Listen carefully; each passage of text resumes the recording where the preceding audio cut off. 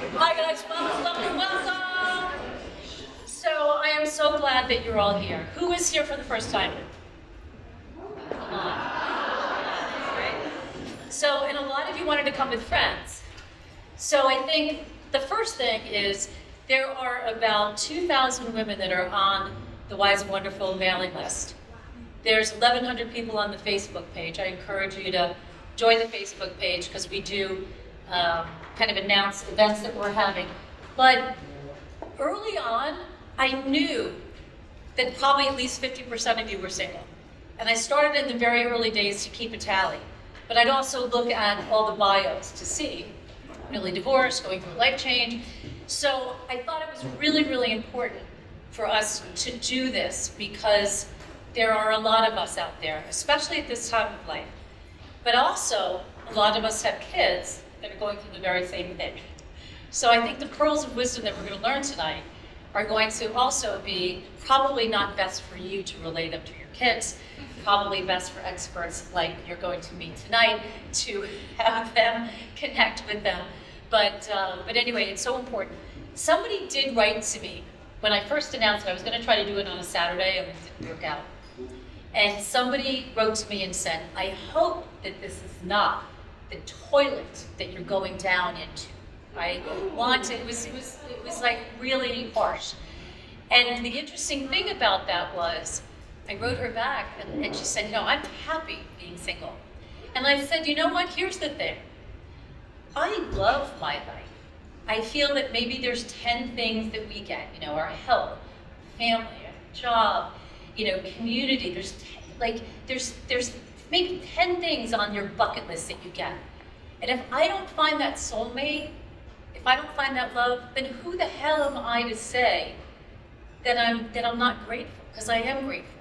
But let me tell you something. I want that person. I want that person in my life. And it doesn't necessarily mean tonight that you're here because you are necessarily up in your dating game. But the other reason why I wanted you to be here was because it's important, because I know that when I go to a family event or it's Saturday night, I feel like I should be sitting at the kids' table, often, right? And it's funny, because tonight I put on a pair of jeans that I haven't had on in a gazillion years, because I was feeling that, like not belonging sometimes. There's other times that I feel that I am the luckiest person in the world because I don't have somebody in my life. Because I can do whatever the hell I want to do whenever I want to do. Because I spent so much of my life, making adjustments for somebody. So if I do find somebody, I want that person to be value added. I want him to just add to my life and not suck the lifeblood out of me. But in the meantime, I think it's really important, equally important, forgetting about the man, but I think it's equally important for you to connect with each other. These bios are so important. It's one of my favorite things to do. Usually we send them out the night before. I sent them out a few days earlier. And it's so important because, first of all, as I'm looking through this list, and I don't have my list. Well, that's good. I have some brain cells left because the clipboard is someplace else. Doesn't matter. I remember what I was going to say. There's somebody here that has lived in 85 countries. People have been born in Thailand and Ireland, and I mean, just there's drummers that are here. There's mentors. There's lots and lots of single moms of fur babies or of children. That might be it. Yeah, there you go. Thank you so much. I need babysitters all the time. Whereas my ex-husband said I needed supervision, which was the nicest thing he ever said to me. But anyway, and the other thing about the bios is that I want you to use them. We have now, probably 2,000 because of people that have come to the different events. If you're ever looking for a job, if you're ever looking for just resources, call me up. I'm happy to send them to you. Because when you read through that list, there's breast cancer survivors, there's oncologists, there's doctors, lawyers, there's somebody in there that can help you reach out to them because that's the whole reason why I put them together. So I want you to use them tonight, the ones that you got, and please feel free to reach out to me at any point to be able to connect with anybody, because this is a powerful and very, very wise group of women that continues to grow. So I'm so glad to the people that have shown up here early, not early, for the first time, because it's scary to walk into the room, and that's one of the reasons why I do the bios. The other reason is so that you can go and share a ride home or a subway home. So look on that, it'll say, well, actually, I think on your place cards it doesn't say where you live. But I'm just going to actually ask you to raise your hands. Who lives on the Upper East Side? Okay, so look at each other. Who lives on the Upper West Side? Lots of, wow, the Upper West Side. Okay, sorry. Okay, and who is living downtownish? Okay, cool. Brooklyn in the house. Okay, good. So Barbara, okay, so anyway, so ask each other out afterwards. Also, you're sitting at a table, make sure that you ask each other out, because it would be like my ideal, like I have posted many times on the Facebook page. One of the things I love to do is to go and do Zydeco dancing. There's this woman that puts it together at Connolly's on 45th Street in Times Square. It's like, and I'll send it out, it's like, who wants to go? Tell me that you all have plans on a Saturday or Friday night, because I know most of the time I don't. Why don't you come out and join? Do it, get out. I mean, I'm not asking you to decide to go dance, but post things on there. If somebody needs somebody to do things, about 90% of you were cyclists. One of you, I hope you're here and you did not show, who is the former judge at the Coney Island hot dog contest? Okay. Who is it? There you go. I was like, are we a bunch of badasses or what? There we go. So anyway, so I want to welcome you. There's a few things that are on your table.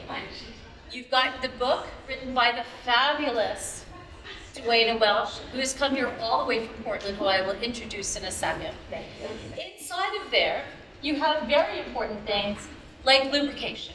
Okay, from our sex therapist, Sarah Cooper, and her card.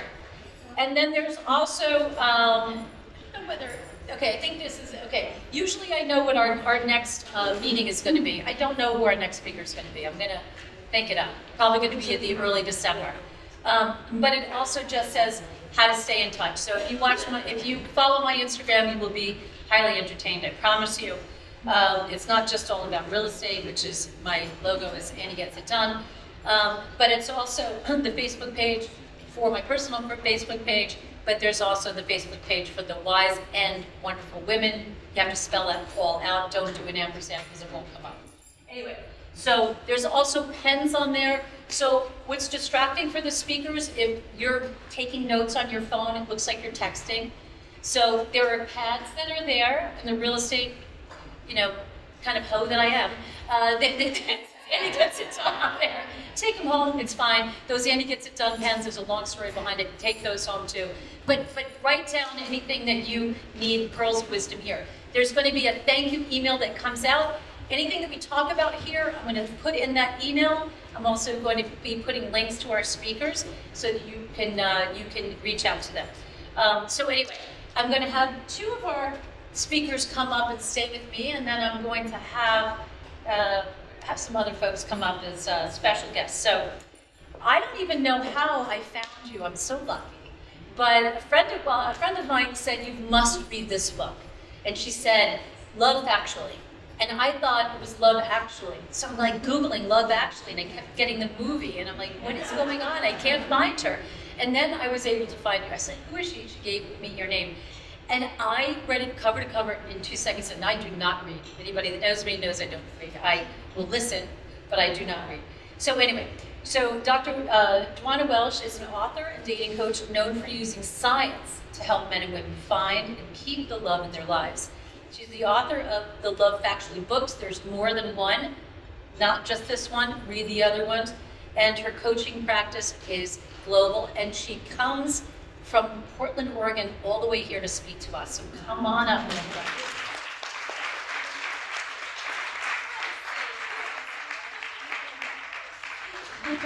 I called her up and I was like, I didn't say there'd be be a speaker. You were my coach for a while. And then it's like, and then I'm like, I don't like what she says sometimes. But what you say is so right on, which we're going to ask you for some pearls, which, anyway. Bonnie Winston I met because actually, I'm just going to tell you really quickly for the people that have not been here before. The reason for the Wise and Wonderful Women came when I was 56 years old. I decided, I'm a real estate broker, and you'll see a lot of you if you take taxis home today, you're going to see my taxi ad. So anyway, Sandy gets it done. So as I was waiting to film another commercial, I was like, you know what I really should say? I've managed to sell billions of dollars worth of real estate, but I can't find a guy. And I'm like, wait, that is a great ad. So long story short, I made the whole taxi ad, and then I was like, wait, something's missing from it. I was about to launch it in the taxis, and then I realized that what I needed to put was my age.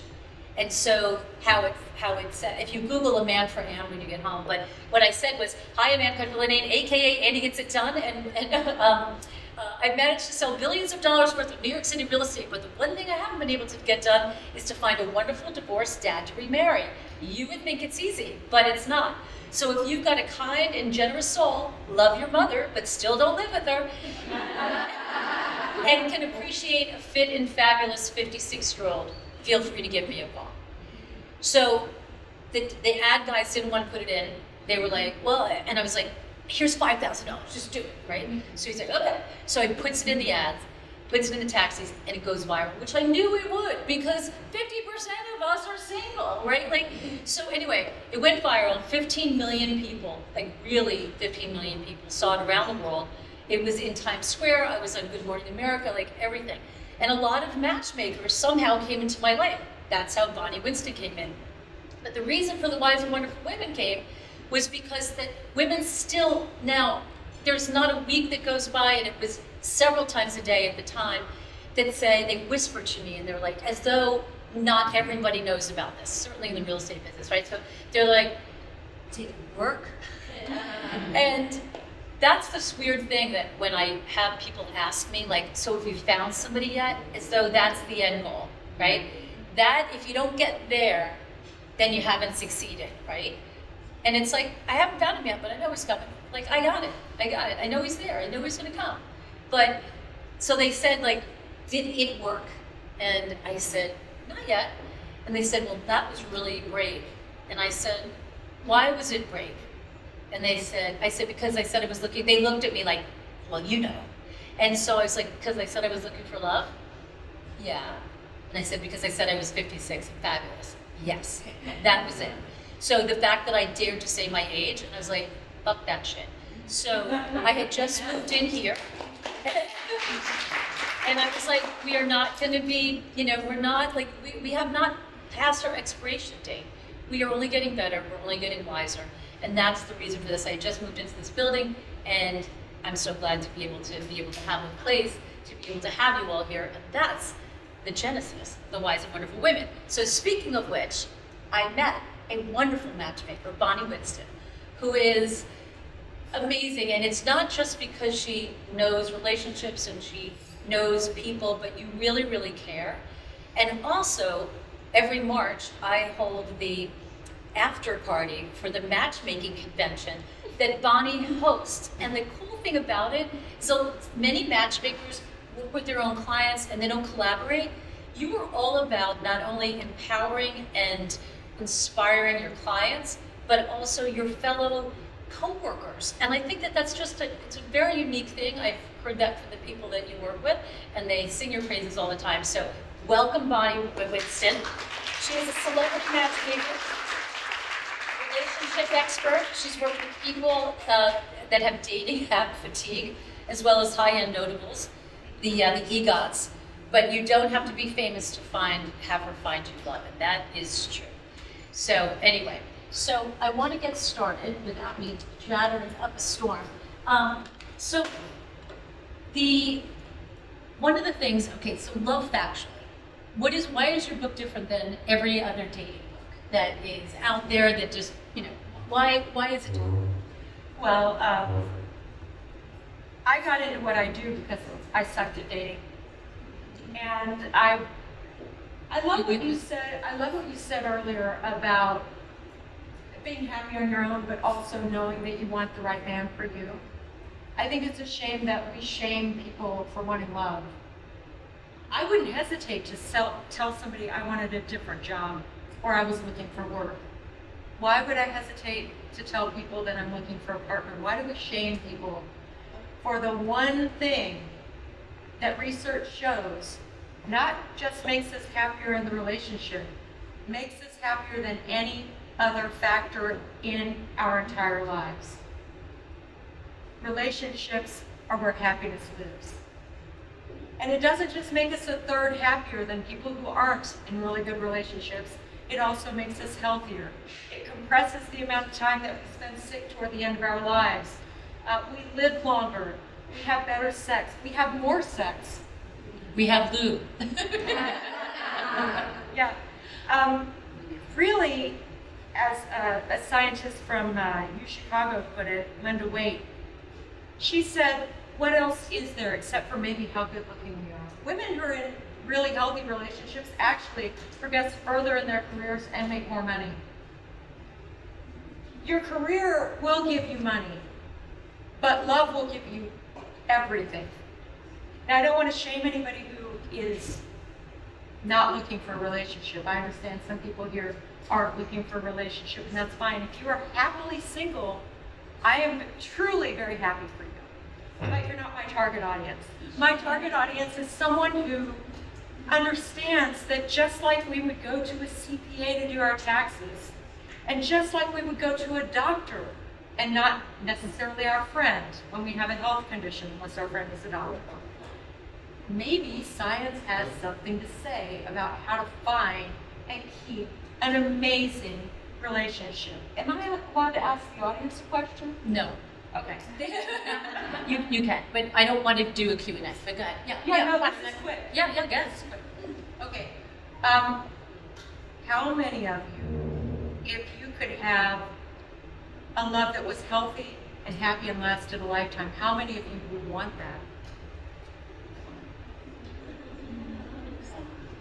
that? Okay. And how many of you feel sure it's going to happen? Impressive. That's what science is about. It's about putting the odds in your favor and making it happen for you. So that's how I got into this. I wanted it to happen. But why is your book different? Because it's based entirely on science and not just on my opinion. But it's also like a conversation. It's not, if people wanted to read journal articles, they would. If they wanted to go to the stacks and read the science, they would. So it's not a science book that has some advice attached. It's a dating advice book that's written conversationally, and everything in it is referenced. You were talking, we were having dinner, and somebody we were sitting there with said, yeah, this person that I'm kind of interested in said that they were downtown and maybe I should come down. And you said, wait a second, you want to be? Ask yourself, if he's already downtown and he wants you to come where he is, are you an option or a priority? And that's just not in early dating, that's in life, right? Are you going to be a priority in somebody's life?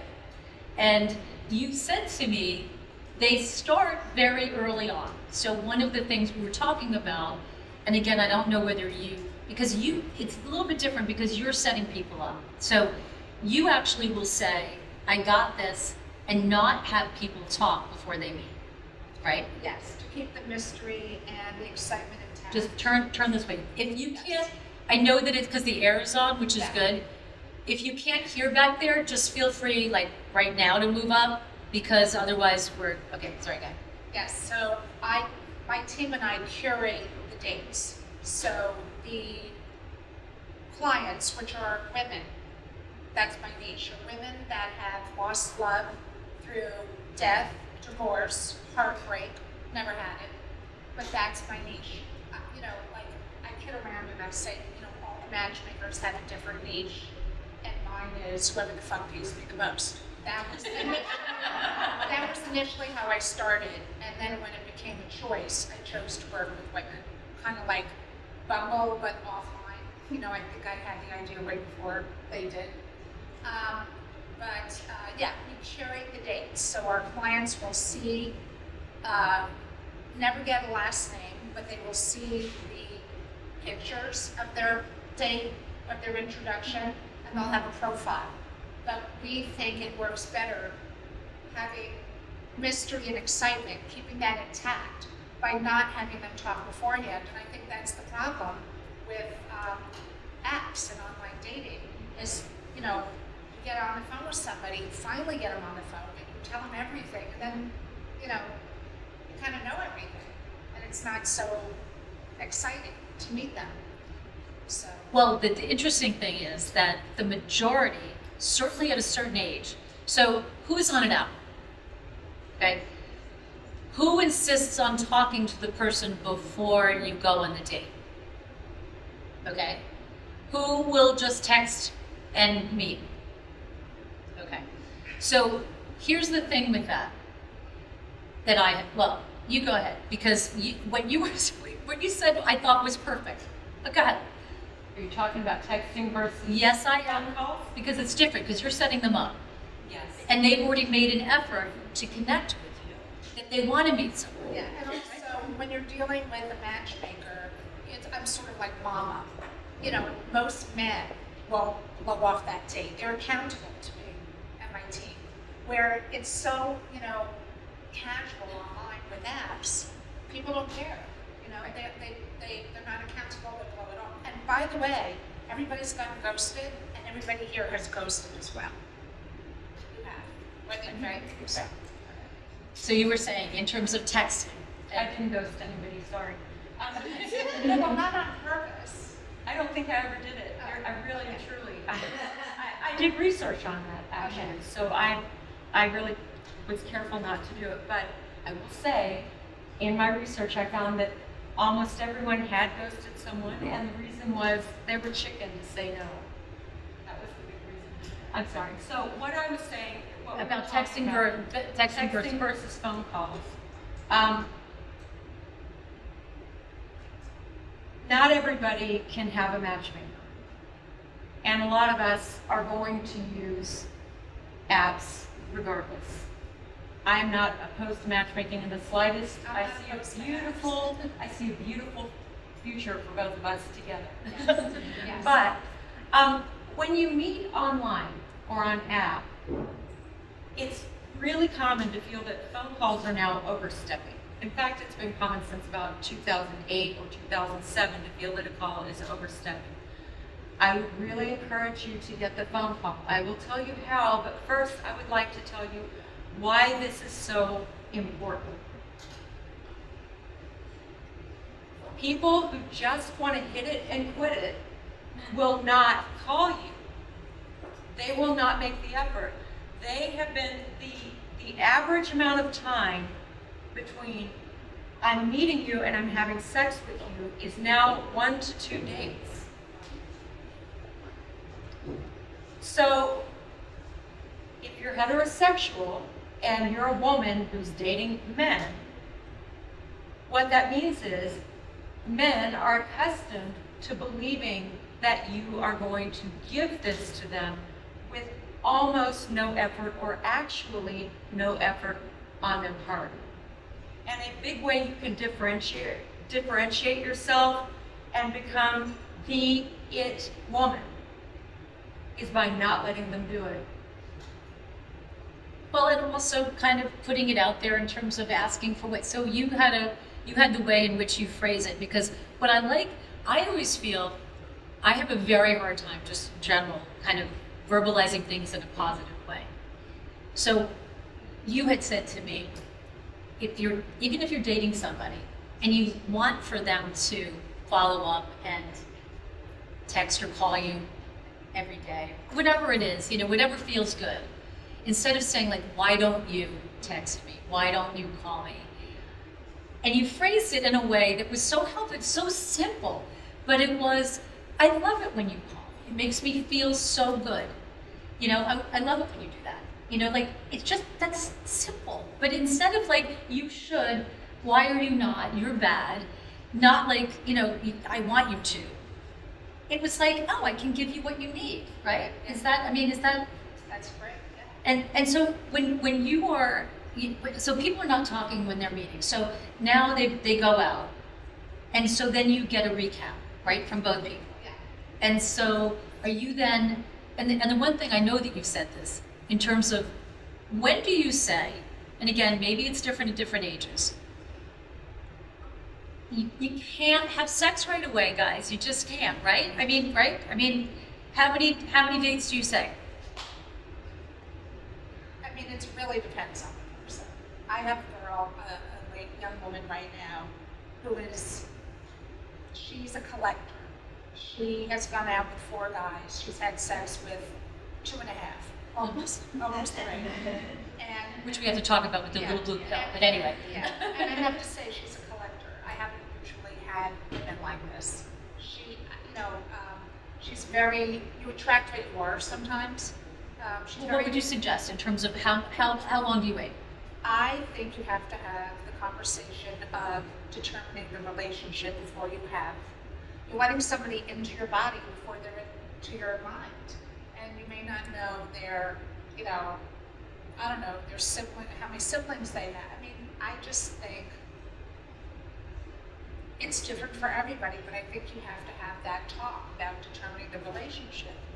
Because you may think, oh, well, I slept with him, we're bonded, I'm seeing him 3 times a week, but he may have, 2 other women he's dating as well. So you have to really have that talk. And I know when I first met my husband, on the very first date, I stated my intention. And I said to him, he said, which I hate this, why are you still single? Oh, don't you hate that? Yes. And so my answer was, well, the right ones haven't asked yet. It was the wrong ones. And I'm waiting for the right one. And maybe you'll be lucky and it'll be you. Because I'm really at a place where I'm ready to settle down. I've sold my oats, my business is good. And I don't know if it's you or not, but that's where I'm at. And my husband said, that's where I'm at. Only I'm divorced for 4 years. I'm really ready for a relationship. I would be open to getting married again. And I go, well, that's great. And you know what? That was like the first conversation I had in a long time, where I went, well, timing is great, and maybe this will work. And it worked. And a week before, I had a date with the director, who said to me, this is so great, I'm having such a good time with you. Oh, my marriage, I never want to get married again. And when he called for the second date, I said, I don't think it's a good idea. He goes, well, didn't we have fun? I go, we had a great time, but you don't want to get married again. He said, you want to marry me? I go, I don't know if I want to marry you. But that's not even in your thought process, so no, we shouldn't go out again. What do you say? So much amazing there. I love it. Stating your intentions, many people will not say what they want because here's what we're told right now. Why don't you see if you have a good time and maybe you'll fall in love and maybe it'll just work out. This is how people spend years and years in relationships that are going nowhere. And it doesn't turn out being fun, it turns out being heartbreak. It's not fun. I'm a big proponent of say what you need and say it right away. So you gave a story and I'm going to tell a story as well. So one of my readers, I live in the Pacific Northwest as you know, and she lives in Canada, in Vancouver, and she said, I know you're single because unfortunately my husband, I don't know if he had a problem with alcohol, but I had a problem with his relationship with alcohol for sure. And so we were divorced, and she was a fan. She had actually come to some talks I had given around Oregon. And she said, I understand you're single, and I know this guy. And if you're okay with it, I'd like to show him a picture and to get one of yours. Anyway, she made an introduction. We talked on the phone. And I said, so what are you looking for in a relationship? And he said, well, I get into relationships really slowly. First I wade in maybe up to my ankles, and then a little while later maybe up to my mid-calf, and then maybe up to my knees. And I said, may I ask, do you wade in all the way up to your dick? And he said, what? And I said, I'm assuming that what you mean is you have sex with these women, but you decide much later whether it's going to be a thing for you. And that in fact, you're not really looking for a lasting relationship. And he said, well, of course I'm looking for a lasting relationship, but yeah, you have to have sex up front. And I said, I would like to tell you how I do it. And you don't have to do it this way, but this is how I do it. How I do it is everybody's in love. Everybody knows that the other person loves them, not just because they said the words, but because of their behavior. Everybody's had an STI panel. And everybody's decided they want to be exclusive. And they want to be there. And he goes, wow, that's a lot. And I said, sure is. And he never called me again, and I didn't care. Now, when my husband called me for the first time, and I have to tell you, he is the love of my life. I am crazy in love with him. 2 nights ago in my gratitude journal, I wrote, I am so lucky to be married to a man that I can't talk for less than 2 hours on the phone with. Here's what I said to him on the first phone call. I said, look, Carrie, I don't know if we're right for each other, but I know that I like the person that I'm meeting so far. And I just want to tell you a little bit about how I do things, and it's okay if you don't, but this is how I do things, and I feel like I should be upfront about it. And I told him, I'm looking for the right person for the rest of my life. I am not looking to try a bunch of people out. I'm in my 50s. I can figure out if I've got a vibe with someone just from kissing them. And so this is how I do it, and I went ahead and told him the same criteria. And he said, I do that too. Here's the point. There are really good people out there who want exactly what you want, but you know who they don't pick? The people who hedge and are too afraid to say that they want it. They don't. And you risk being with someone for a really long period of time who will never make you happy if you don't learn how to say things in a funny way or a kind way or both. I didn't care what I said to the guy who was up to his dick. I knew who I was dealing with there. But if you can do that, and I have a lot of scripts in my book. Yeah, you have great scripts. What are the different relationship, like when you were saying there's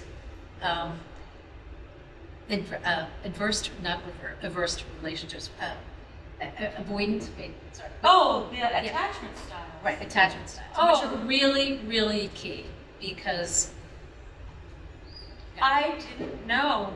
I've been doing what are the coaching based on relationship science for half my life, 27 years. And I didn't know research on attachment science until much more recently. I didn't know how deep it goes. So your attachment style is the fundamental way that you interact with people that you depend on.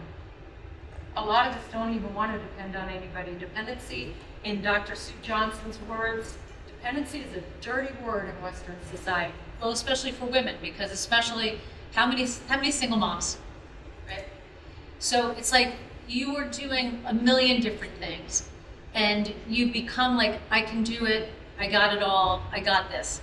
It's so hard to let somebody else help.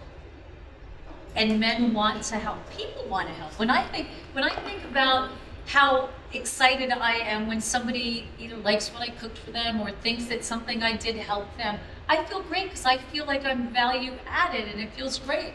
But I don't let the man of my life feel the same way because it's like, I got this, because I don't want to seem needy. It's vulnerable.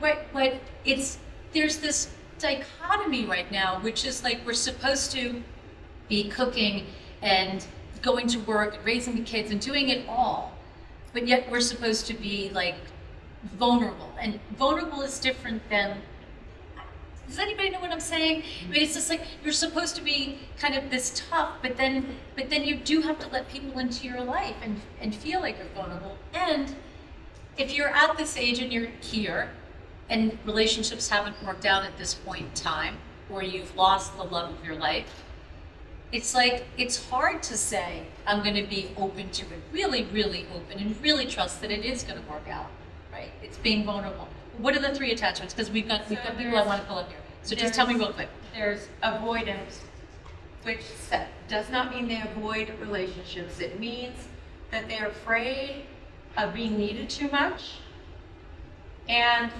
relationships tend to make them feel like they're being smothered. The second one is anxious, and people with an anxious style very much want a close and loving relationship. They're very clear that they really want this. Avoidant people are more ambivalent. They're very clear that they really want this, but they feel like somehow this person's going to leave me. They're not going to want to stick around. And by the way, that's where I was for a long time. And then the third attachment style, and imagine if your life felt like this. The third attachment style is called secure. My husband is the most secure person I've ever met. Here's how a secure attacher feels. Relationships are safe. I can take risks because if something goes wrong, I'll survive it. And I'll find somebody good. There are lots of good people in the world, and I'm going to find mine. I'll have what he's had. The best advice I can give you, if you learn nothing else from me, if I never hear from you again, although I would love to, is this. If you find a secure attacher, if you make that your bedrock standard for a partner, if you find a secure attacher, whether you yourself are secure or not, your life is made. And I want to write a thank you note to every woman who told my husband the following statement. I want you to understand, this man is everything women say they want. He is tall. He is very handsome. He is very handsome. A woman came up to us and asked when he swam in the Olympics. Okay. Okay. Got it. He's all that. And you know what so many women said to said to him? Gosh, you have everything I'm looking for, but I just feel more of a friend vibe. If you've ever had that experience, what you've done is passed over a diamond. Because you're looking for. Because you're looking for the drama, and the drama is never right. So it's gonna. Yeah, and sometimes, I have a client, and she said, I really liked him, there was everything great about him, but something was missing. And I said, the drama, because you're used to the drama and you are addicted to that. And, you really should take a second date because, and there are people that push back on that. Beatty, I'm going to call you up. So Beatty, we met also. I think, did I meet Beatty through you? No. No? I just, Beatty is a nationally recognized psychotherapist, sex therapist. She's the author of For Better or For Worse, Forever, Discover the Path to a Lasting Love. She's an advice columnist for Dance Paper out in the Hamptons and Palm Beach. And she's also got the Ask Beatty show on Progressive Radio, which is weekly, and has a private practice in East Hampton in New York City. So welcome, but you said something to me that even in relationships with women, men, whatever, you said to me, Anne, you don't know for a year. You don't get to know somebody for a year. Really know them. And when you say, he is a great guy, or she is so fabulous, they appear to be a great guy. They appear to be fabulous, right? Because you really have to get to know somebody to not make the same mistakes in love, which is what you're. Right. And basically, what we've all been talking about, I've identified over the years only 3 things that we all need to do to never make a mistake in love again. And I say only 3 things. The first thing, which is what we're talking about, is that we really need to be in a good place ourselves. Emotionally, psychologically, psychiatrically, we have to do the work and work through the issues from our childhood, even though we can't change history. And as I used to say to my daughter Jordana when she was a little girl and before I did the research, the relationship needs to be the icing on the cake. We need to be the cake and do whatever it is that we need to do to mix and to be the cake. Number 2, And, I say this with love, with respect. There's all these self-help books and therapists and life coaches and love coaches and all these people. And yet we see the domestic violence numbers going up, the suicide rates for kids going up, the divorce statistics, the divorce statistics for third marriages happens to be 73%. So let's not fool ourselves, okay, that we're doing well. We need to have clarity about the ingredients that go into a healthy relationship. And it's not enough to say communication and trust. We know the words. We really need to learn seriously what those words mean. And then number 3, and I'm not trying to sell anybody any books, believe me, I did research with 450 people in the Providence and Connecticut and Boston areas. And I came up with a formula. And I wrote the book for my daughter. I came up with a 10-step formula, and people who know me know that I'm very bottom line. I'm not so spiritual, I'm very pragmatic. So this formula, this 10-step formula teaches us all how to assess. It's not romantic, it's not sexy. How to assess who's right for you and who's wrong for you before committing to any serious relationship. And I was so disappointed at the findings that it takes about a year, unless you see that the red flags are there right in front of your eyes, and you've got to get rid of the person as soon as possible. That it really takes about a year to find out who somebody is and isn't. And when Ann and I had that talk, I used to say, I met this lovely person, I met this brilliant person. I would never, ever make a statement like that today. The person appears to be lovely and honest and trustworthy, and the colleague is wonderful, and this person is brilliant, and you've got to play out the points of the match. I'm a competitive tennis player, okay? Until the last point, and then you're going to see everything. Beatty, let me just say something. How many times, because on my very first date with my ex-husband, he said something that was absolutely, it was such a red flag. But it's like, how many people see those red flags early on? It's like, it's okay. It doesn't, no, it's all right. I'm sure it's not so important to me. The red flags are there because they're red flags. And it's just like, I recently was, it's really hard to even feel a connection with someone, to feel like they got me, their sense of humor, like they're cute, like, wow, like, and so when you finally feel that, and then I saw, you know what? I think he's I think he's drinking too much. And I'm like, eh. And I'm like, let me just see that. And then I was like, wait, he's drinking too much. And then it turns out, and I was like, I was so disappointed. But I was like, all right, I'm one step closer. I met my husband, and he was divorced, and he has never cooked a meal in his life. And there was a place that he went to with one of my stepdaughters, and they went there to have their dinner. It was right across the street from where we live. And it was 2 for 1. Like, you get 2 wines for 1 price. And he did that twice. So he was drinking, and there were full pours, 4 glasses of wine every night. That's a bottle. And like 2 weeks later, he's like, what are you going for, whatever he said. And I'm like, no. He said, what? I said, you drink too much.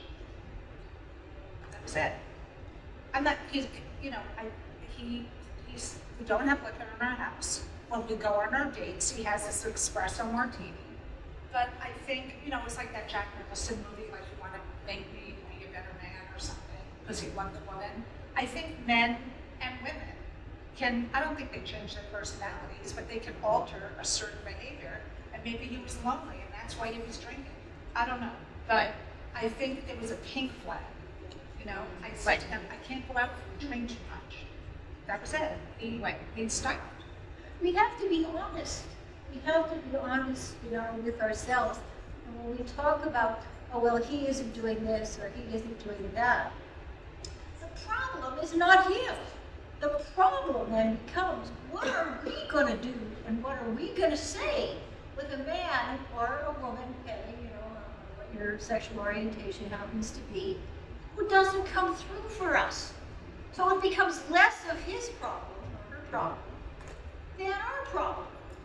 And this is where it goes back to, we need to be in a good place emotionally, psychologically, know who we are, ask for what we want, be so careful. I say this on the show constantly.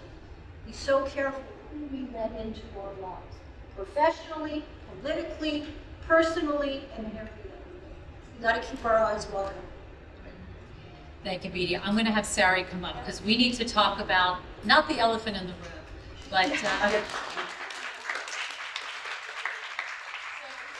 so Sari is a wonderful, well, I don't know that you're a wonderful sex therapist. I've heard that. I assume that you know. I've actually heard wonderful things, and you have spoken before. She's a wonderful sex therapist. There you go. Oh, there you go. There you go. She's a certified sex therapist and a supervisor with over 25 years in private practice, director of Center of Love and Sex, a group private practice, and founder of Sex Esteem, providing sex ed for adults in private groups, schools, retreats, and online. Her current webinar series is Erotic Intimacy, Sex for Adults, can be found on eBright.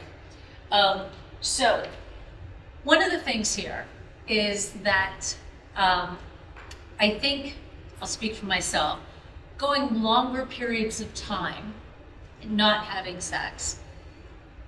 I am going to tell anybody in this room, if they, I have had many speakers, okay, one of the things, you must look at the Annie Gets It Done website, look under the women events, because all of these speakers are filmed. Probably 3 or 4 times a year, I'll have somebody talking about sex or gynecology.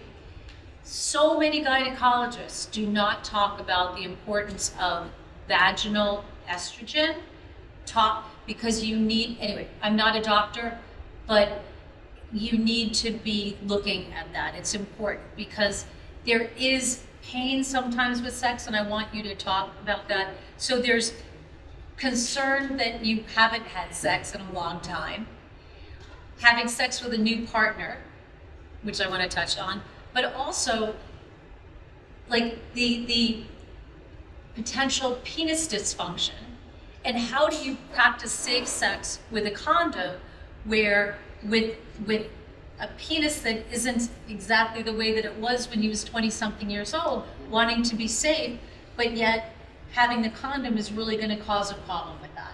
So that's just a few questions, but Just a few. Go ahead. So I'll start by, I coined this phrase or term called sex esteem.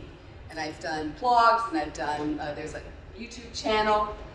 And the reason why I created this phrase was because, like you, I think we have to do the work ourselves, and like Nidhi put it, but we have to do it with an embodied sense.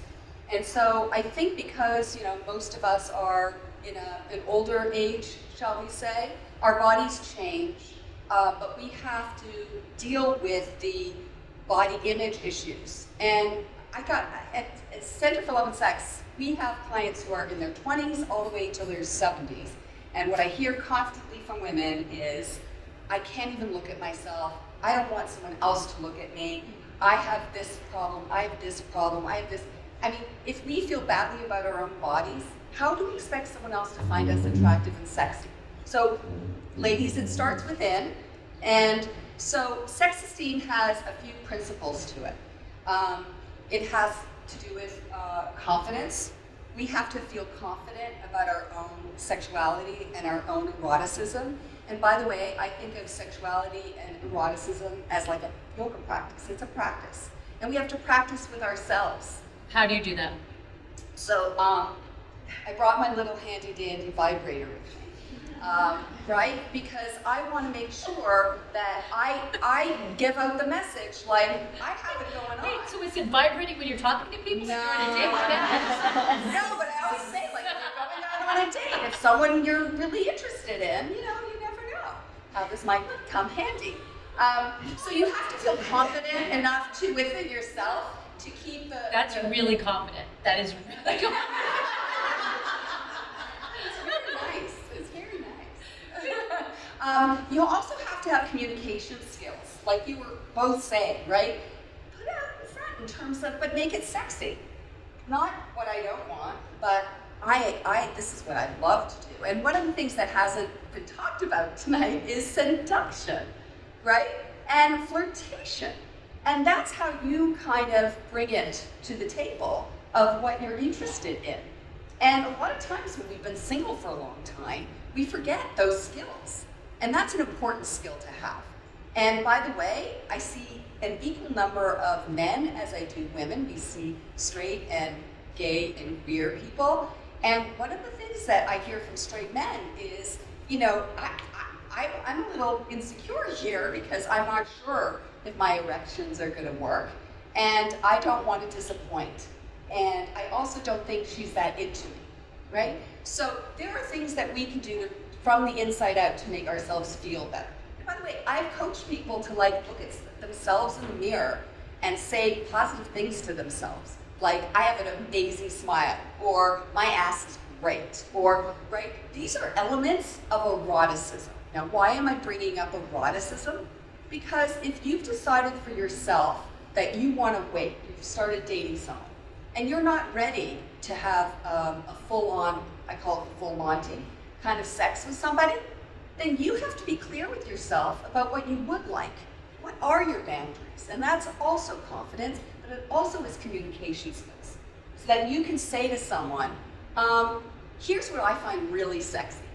I love making out, or I like to have like tops off kind of making out sessions for hours. What are you into?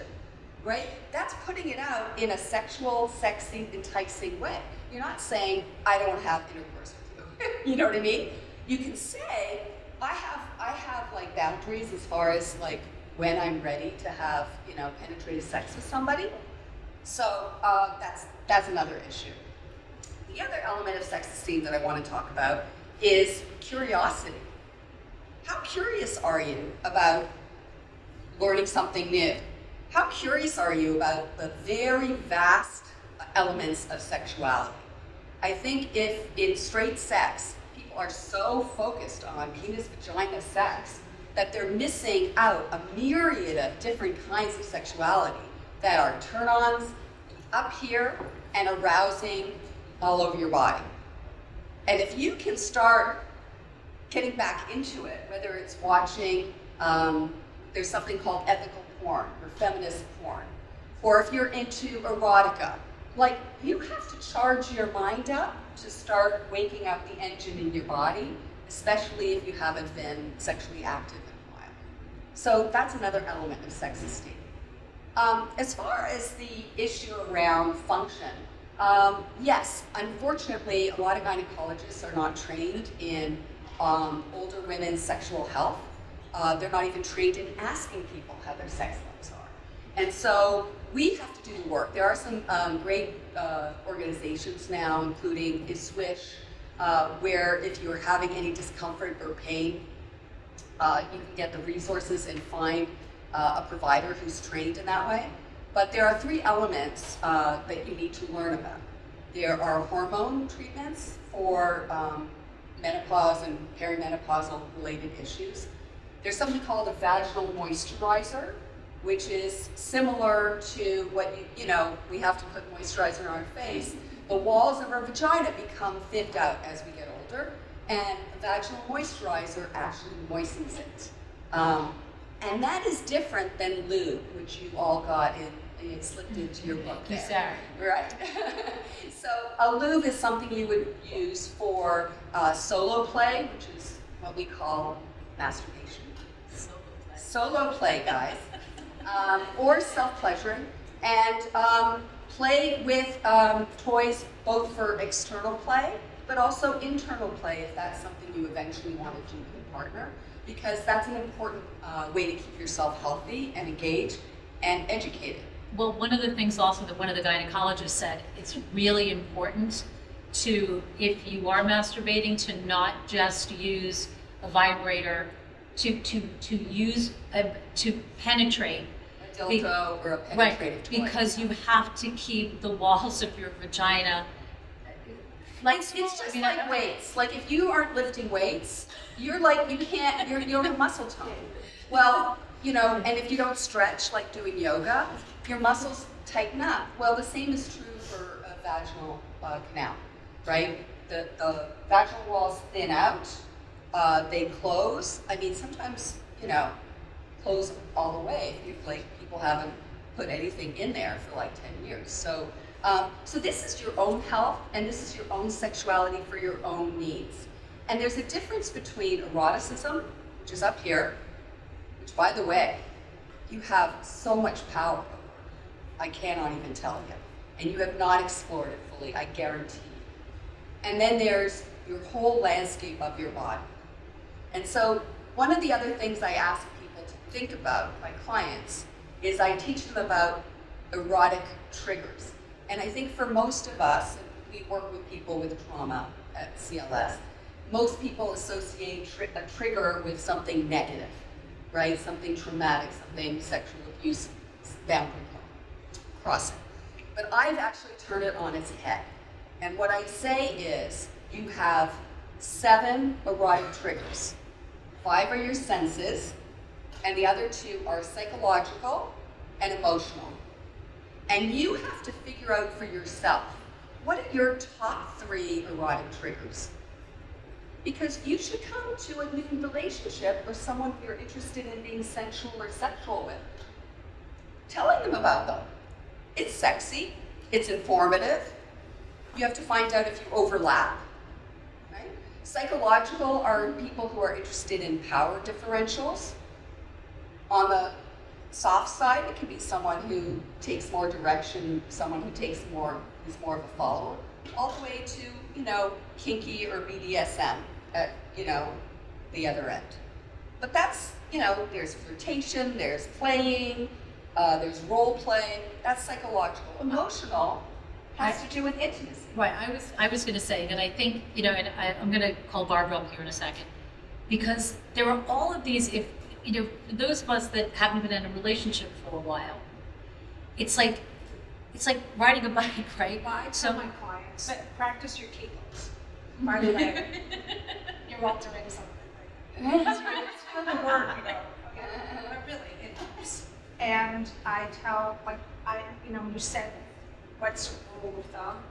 I tell my clients to encourage the men, or women, or whatever, but I usually deal with heterosexual women, to keep things, if you say to somebody, I find you super attractive, I'm not ready yet, let's keep things above the waist. Guys, one at them, they will respond to that. And I also say, a lot of people think, well, we didn't have penetration, so it wasn't really sex. If you get a guy off with your hand or mouth, it doesn't matter. They have that release, and to them, it's almost the same thing. Well, I'm so glad you brought up orgasm, because the other thing I want to tell you about is that own your own orgasm, ladies, because in most of the research, it shows that there's a huge orgasm gap. I'm sure you've heard about the wage gap. There's a huge orgasm gap in America. And straight women are at the bottom. Straight women will report they have the least amount of orgasms than lesbian or gay, queer women, gay men, and straight men. Which means going into a sexual scenario, straight women don't expect to get off. Right? Well, I think men really want some tools and direction because they prefer having someone feel satisfied. Most women, and most men, I would say, unless they happen to be narcissistic and entitled, which there are. But so that's the other part of knowing yourself from the inside out. But I think it makes sense to, it's like with anything, I think it makes sense when you were saying, what is it that turns you on? What is it that gets you off? If you haven't had sex for a while, or if you're new, if you've been with one partner for 30 years and you're trying to I don't even know what it would be like to sleep with somebody else, to go and see you and to just visit it. I mean, there's many, we were even talking about, and Beatty was saying about getting your emotional health together, getting your physical health, your sexual health together, knowing what's important to you, what you don't want, all right? But I think that's a piece that I think if somebody's going into a sex therapist, that they would think that that would be something that would be as though you were having a problem. And I think it's just a piece of the puzzle and getting ready, getting yourself ready to have a full and wonderful and satisfying relationship. Yeah, I mean, well, that's why I always say sex therapists have to be good sex educators on top of being good sex therapists. And I have this webinar series, monthly series called Erotic Intimacy Sex Ed for Adults. And you can find it on Eventbrite. Because there's so much we didn't learn, right?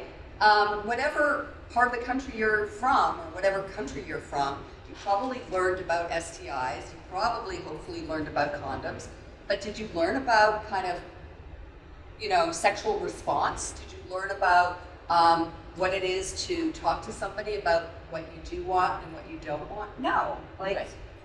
And it's a huge realm. It's a fascinating Well, it's also field. learning the words, and I know that when I speak with you, I learn very simple ways to, like, I'm always tongue-tied, like, but you will help somebody verbalize it. Yes. You certainly help all the time. I'm going to call Barbara up here, because there's one other piece of this puzzle. So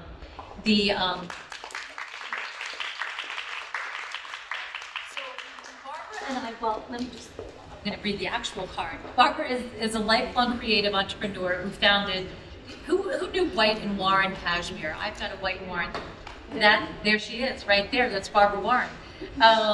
Anyway, so she also had a retail store curation. Recently, she turned her passion into creating and enhancing beauty into a new endeavor called Lifestyle, which is styling service for your wardrobe and your home.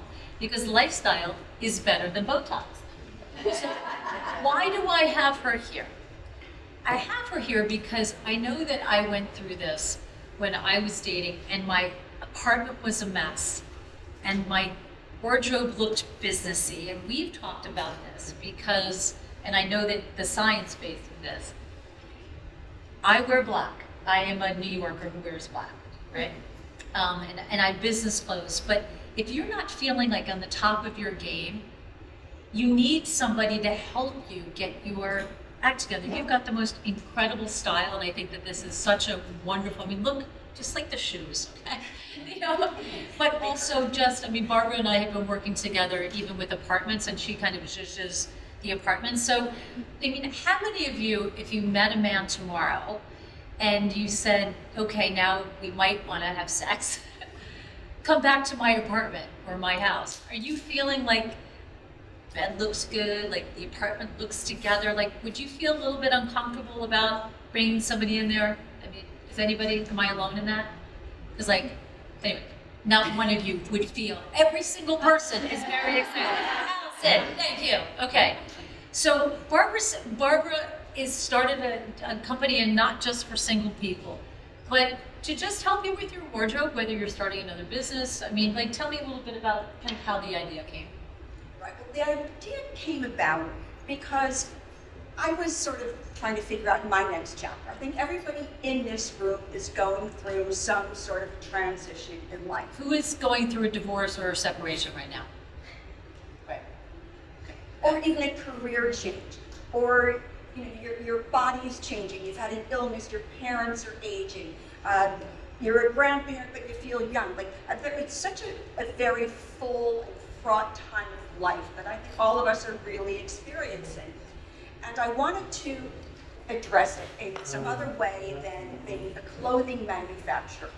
And what I loved when I had a retail store the last couple of summers in the Hamptons, I loved the interaction of working with women and listening to them. And it was the kind of store where we worked one-on-one with people. So you'd make an appointment and you'd be taking your top off, and we'd be looking at your body, and like 90% of us at this point don't have the waist we used to have.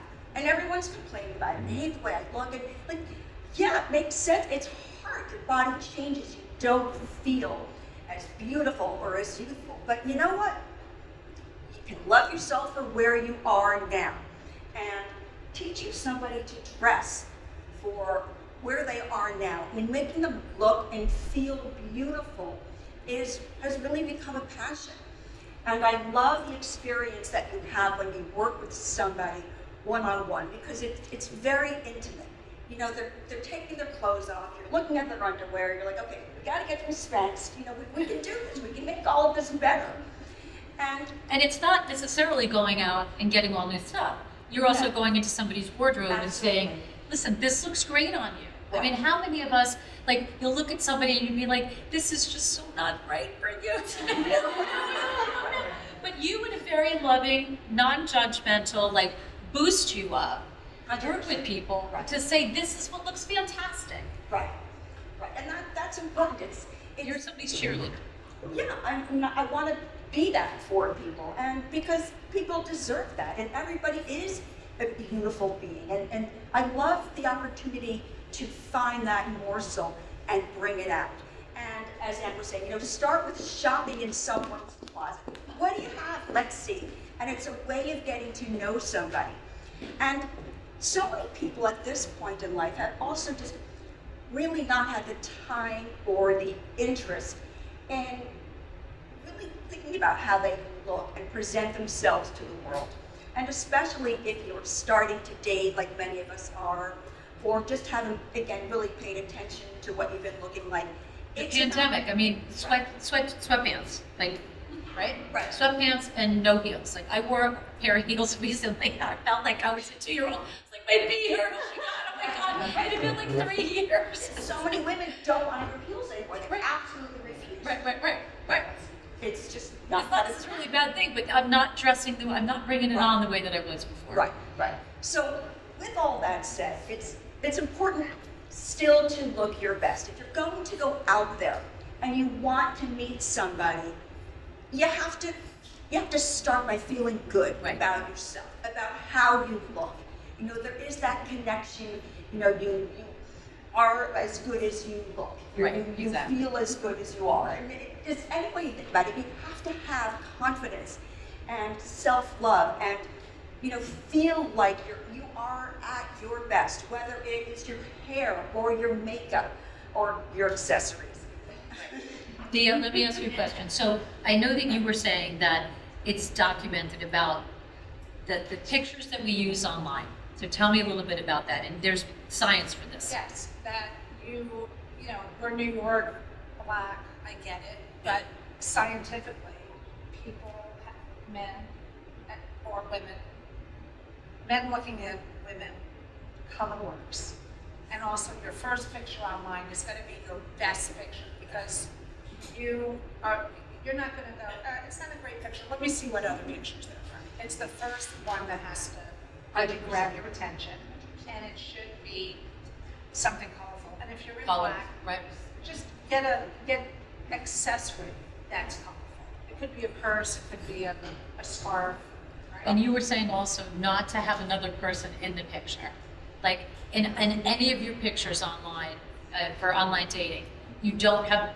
Oh, there are so many mistakes I've seen. Okay, so yeah, so tell me about Quick, rattle off a few. Don't have anybody else in your picture. Don't look like there's an episode of Hoarders happening right behind you.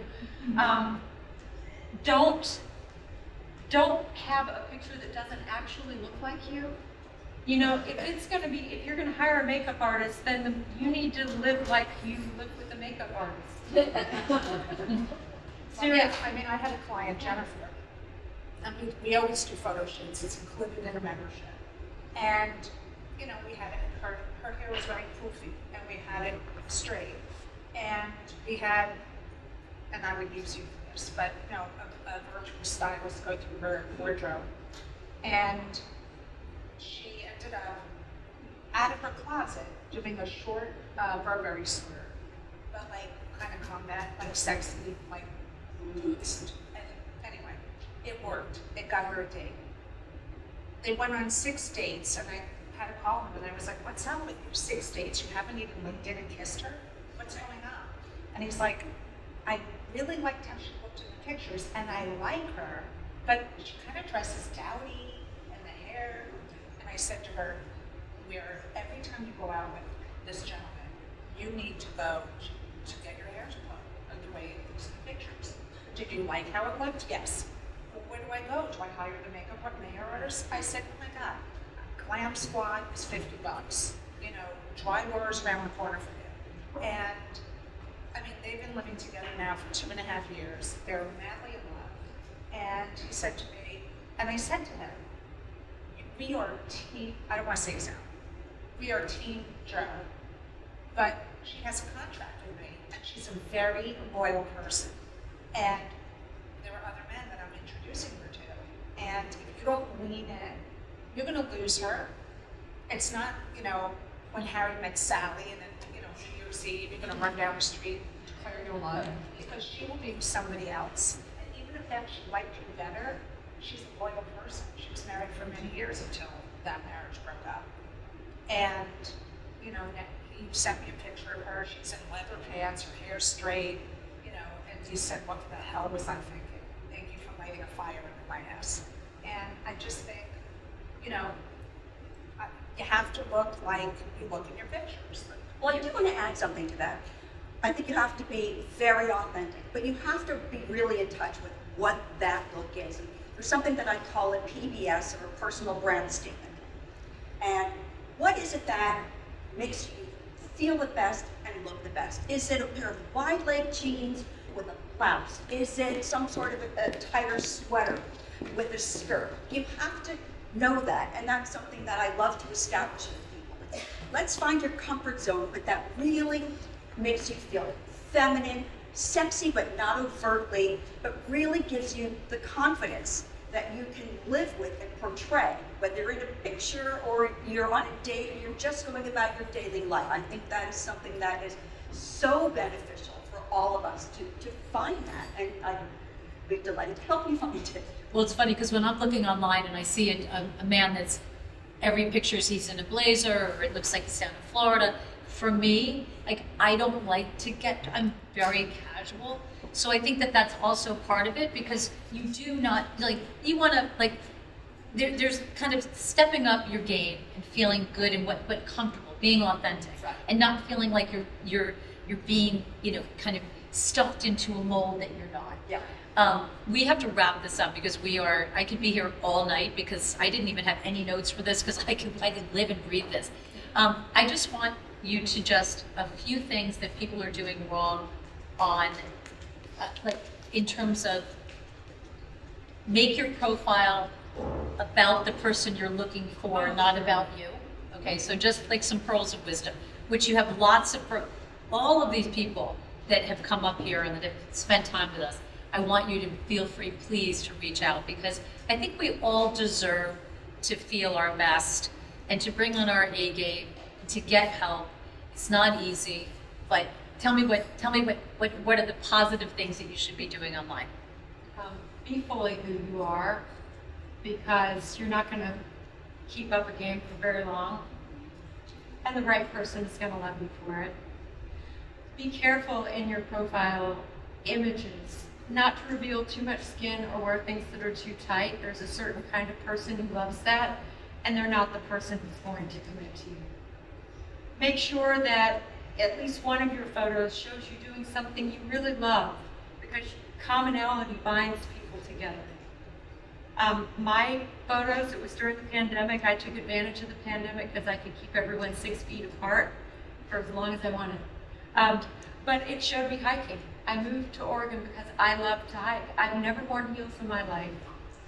I had long cascading locks, and during the pandemic, I personally kept them off. I did not go to somebody else and do it. The haircut I'm wearing tonight, I did it. Not a man without his shirt on is not the man you want. He's not the man. No, really. If he has one shirt, no, seriously, yeah, no shirt. Or holding fish. Yeah, no fish, right? Unless you like fishing. Yes, but yes, I've had a woman hire me and said, if I see one more man with a fish. A fish. Wait, That doesn't bother me. You know what bothers me? A guy taking a picture in the bathroom. in the car. And why do I need to see the toilet paper in the toilet? I know. A mirror in your house. Marketing 101. And then also, if you do choose to go online, and by the way, I'm a both and kind of woman. You can both have a dating coach, and you can have a matchmaker. They often work in tandem. You can both be online and have your friends setting you up. You can both and this situation. You can have a picture of yourself hiking, and you can have a picture of yourself on the town. You can be both and, as long as it's really you. And the last thing I will say, and you started with this, when you write your profile, if you decide to go online and you go to a place that lets you actually write things, and I highly advise that you do and that you pay for it, because guess who's at the free sites? The shirtless guys who are never committing to you. So if you do that, please write your profile about them and not about you. What people ask for is almost always what they themselves offer. People intuit this. I wrote an ad as a casting agent for a really fun upcoming rom-com for which I was seeking the male lead. And Carrie answered me in character, and it really told both of us a lot about each other. He was on a hike when he saw my profile. And he said he turned around and ran back to his car so he could go home and get on a real computer to answer because the phone wasn't going to do it. So really, be who you are. Right. And keep it positive. Keep it positive. Keep it positive. Nobody wants to down. Exactly. Anybody want to come up and talk to these lovely ladies afterwards? Go ahead. Does anybody? Okay. If anybody wants to share a ride, raise your hand. Just okay. All right. Upper East Side. Okay. Thank you so much for coming all the way from Portland, all the way from Town. For the effort, the time, the love, the beautiful food, Thank and you. thinking of all of us. Thank you. Where we are in life.